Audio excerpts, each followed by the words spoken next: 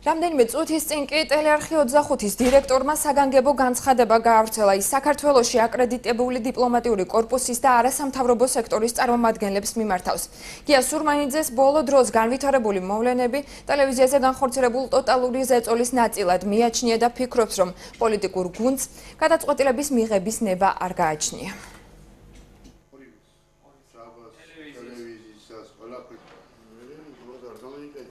არხის გასხვისება, ჯავას პრობლემა, Facebook-ის შექმნა. არხის გარო გაიმიჯნოს.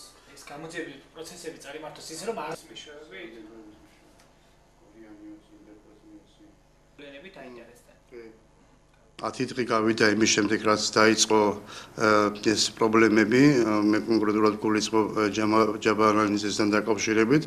2 წელი მიმდინარეობს უშუალოდ რაც დამფუძნებლებთან დაკავშირებით მოხდა პროკურატურაში გამოძიების დაწყება და ანუ 2 წლის განმავლობაში არ დასრულებულა, პლუს ამას დაემატა უშუალოდ ჩემზე ზეწოლა. ძალიან მარტივია ამ თემის გამოძიება, რაღაც 2 საათი საკმარისია, რომ ეს თემა დახურული იყოს და ეს გამოძიებას რომ პასუხი გაეცეს და აქედან გამომდინარე სხვა გზა აღარ დაგვრჩენია, რომ მივმართოთ სამოქალაქო სექტორს და დიპლომატიური კორპუსს, რომ უშუალოდ ჩაერთონ ამ საქმეში და დაგვეხმარონ გამოძიებაში.